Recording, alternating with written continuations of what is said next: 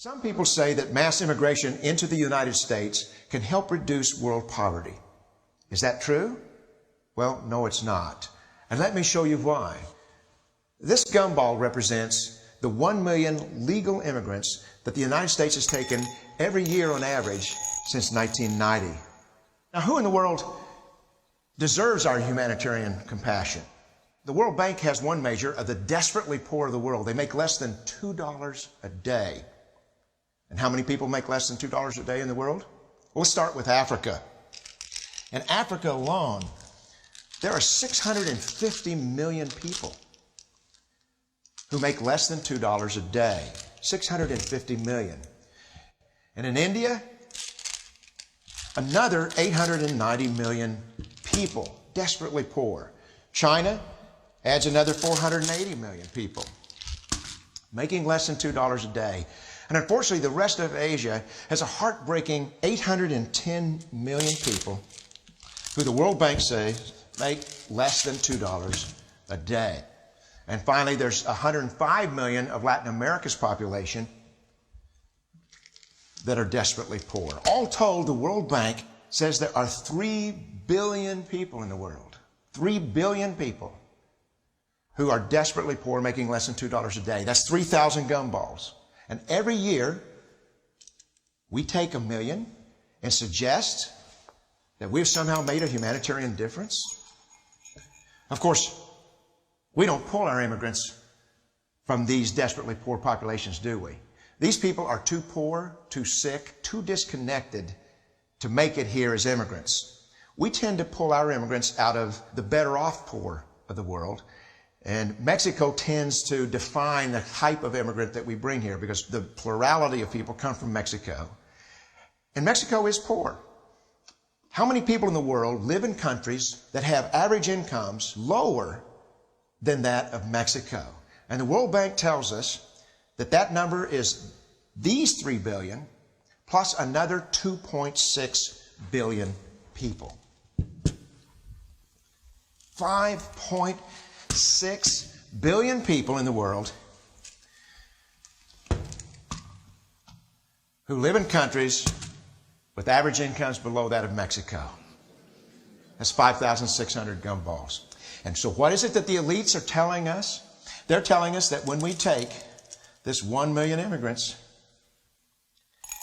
that we somehow or another are tackling world poverty. And we have to do it regardless of the effect on our unemployed, the working poor, the most vulnerable members of our society, regardless of the effect on our natural resources.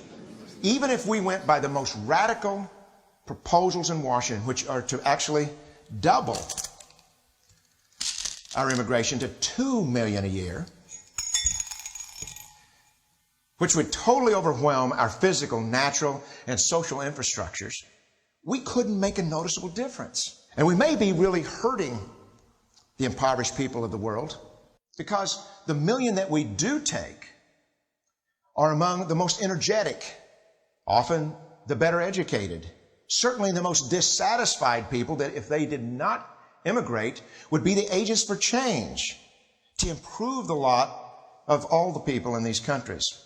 The true heroes in the global humanitarian field are the people in these countries who have the wherewithal to immigrate to another country, but instead stay in their countries to apply their skills to help their fellow countrymen.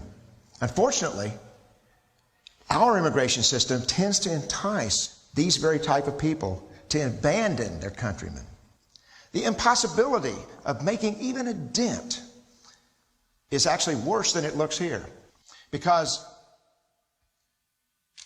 last year, when we took 1 million immigrants, these countries added, births over deaths, 80 million more people into the impoverished population. And this year, Congress is bringing in 1 million legal immigrants.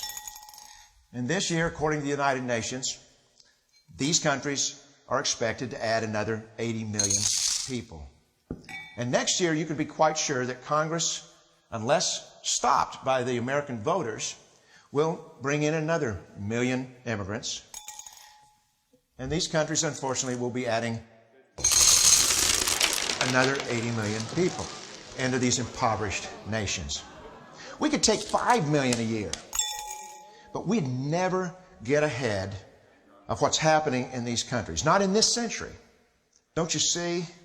Immigration can never be an effective or significant way to deal with the suffering people of the world. They have to be helped where they live.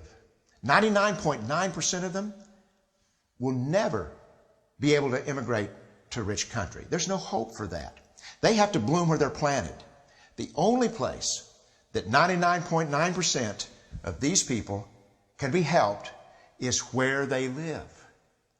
Let's help them there.